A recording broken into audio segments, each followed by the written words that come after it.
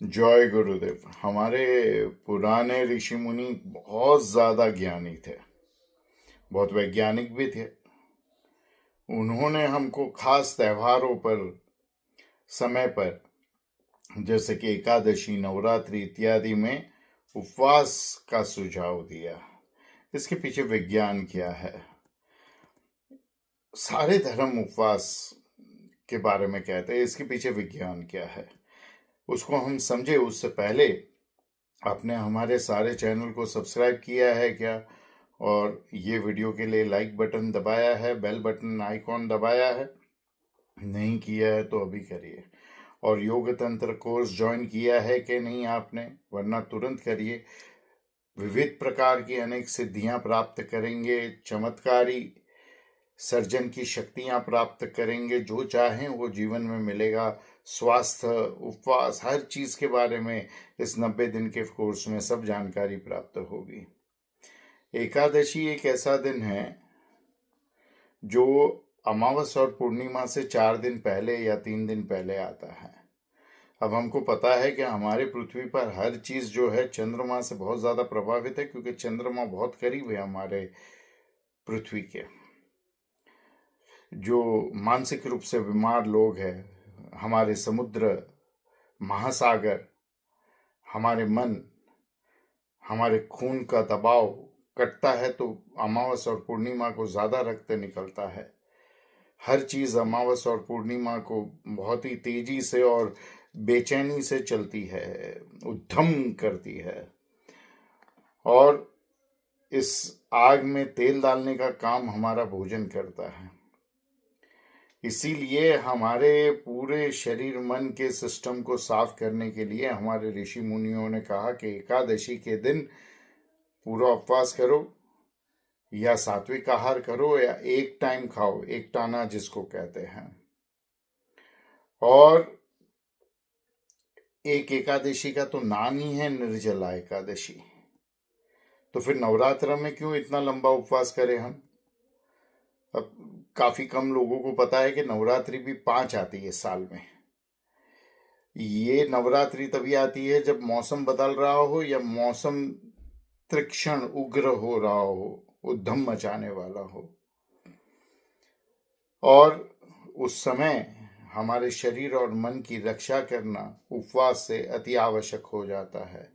और ये उपवास 8 दिन का होना चाहिए, जब उद्यम कर रहा है मौसम या बदल रहा है। तो आप कहोगे 8 दिन का उपवास गुरुदेव, ये तो साधु संतों के लिए होना चाहिए, गृहस्थ लोगों के लिए बिल्कुल नहीं होगा। आप फिर से पढ़िए शास्त्रों को। बिल्कुल ये गृहस्थ लोगों के लिए ही है, कोई मैं गलती नहीं कर रहा हूँ। तकलीफ यह है कि आजकल किसी को शास्त्र पढ़ने नहीं है, यहाँ वहां का सुन के सबको काम करवा लेना है अपना। शास्त्रों में लिखा है कि साधु संत जो है वो 7 दिन उपवास करे, लेकिन गृहस्थ 8 दिन उपवास करे। वो कैसे?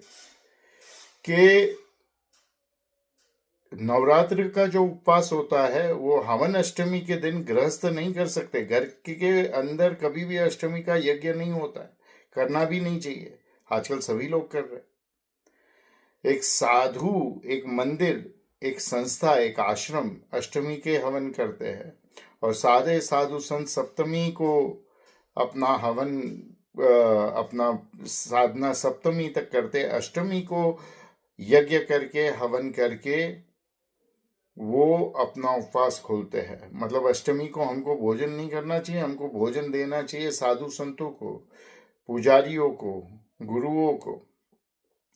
और हमें अपने घर पे नवमी को हवन करना चाहिए। हवन के बाद ही उपवास खुलता है, हवन के पहले किसी को भी, ना साधु को ना गृहस्थ को, उपवास खोलना चाहिए।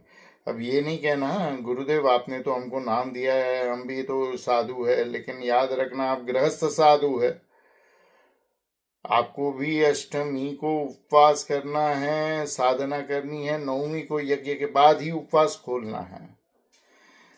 8 दिन तो लगते हैं पूरे सिस्टम को साफ करने के लिए। बहता पानी और फिरता साधु हमेशा साफ ही रहते हैं, उनके लिए 7 दिन का उपवास, फिर भी उनके लिए 7 दिन है, काफी है। तो हमारे शास्त्र ये भी कहते हैं कि साधु को भोजन देने के बाद करो, अष्टमी को साधु को भोजन दो फिर आप करो।